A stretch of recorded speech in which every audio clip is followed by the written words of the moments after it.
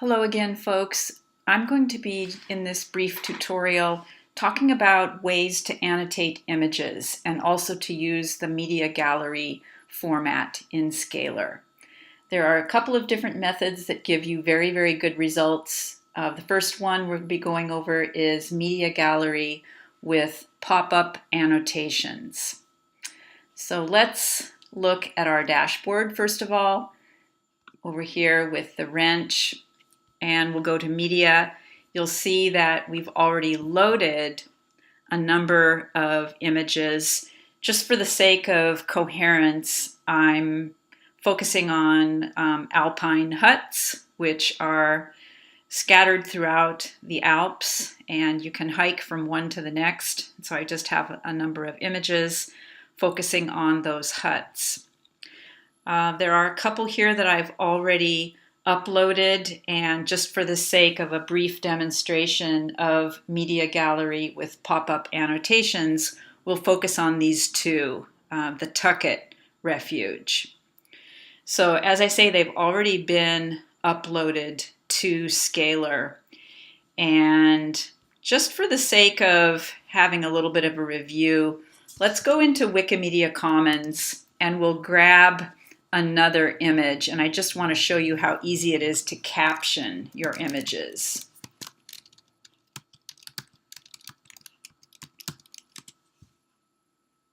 So we'll go here to Wikimedia Commons. I think it's taking just a minute here to load, and then I'll search alpine huts, and I've been focusing on the Dolomite region, but we can actually go anywhere here, and we'll just pick one. This is probably going to the French Alps. Oh, let's take this one. Okay, so that image opens up, and we know about the ethical use of sources that we need to grab information about the photographer, generally speaking over here on the left in Wikimedia Commons, the way that he or she would like the image to be identified as the refuge Mont Felere, and also the way that the photographer would like to have his or her work used, and so you have the Creative Commons license here. So what I generally do is I will grab all of that information. First of all, I'm going to just copy and put that into a Word document that I've got going here, and I'm going to save that. I'll just do a double save, and we'll put that over here to the left. Then I'll do a control right click, which allows me to do a save image as, and I will put that onto my desktop. Okay, let's go back to Scalar now at this point, and also back to our project.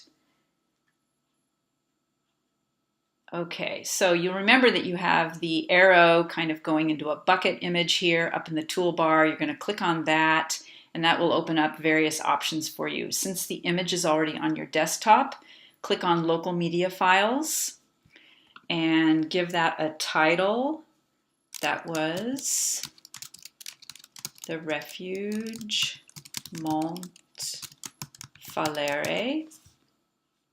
And here is where you can immediately caption your image. And I think I've already got that saved. So if I do a command right click, I'm going to get a caption here. So I'm going to modify this ever so slightly. Christopher Boone is our photographer, and I'm going to take that Creative Commons license and I'm going to put that towards the end. And I don't need file there, I just need the title. And we'll put a period there, and I only need the year. And then Wikimedia Commons.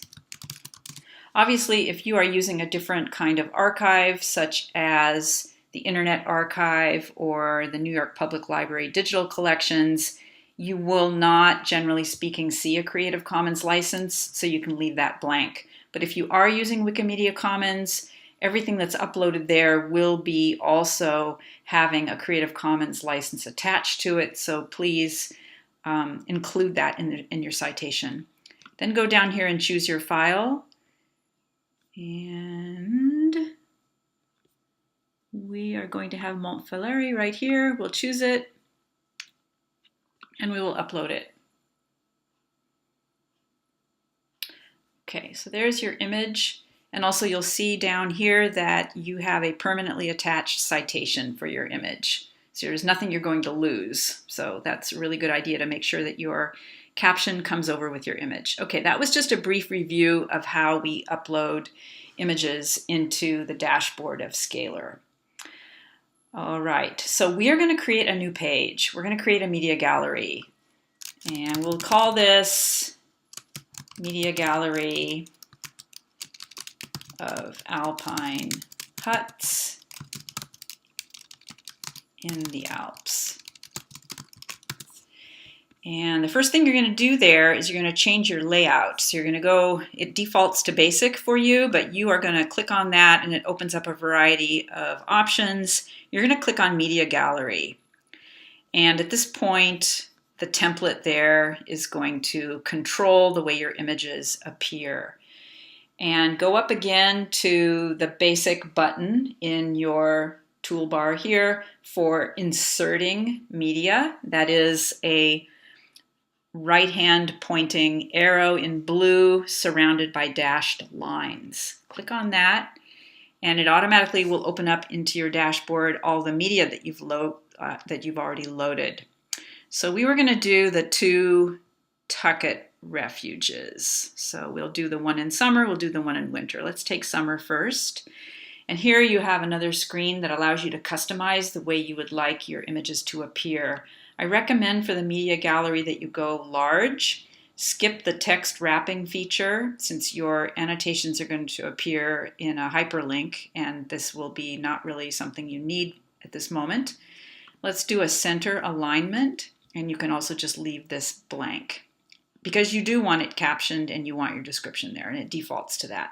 Go ahead and click continue and you see that it has loaded your image into the rich text box editor. You're creating a gallery, so therefore you want multiple images. Go ahead and let's repeat the whole procedure here. Let's take a new image. Same thing, we're going to set that to large. We're going to skip this text wrap feature and we're going to align it in center. And click on continue.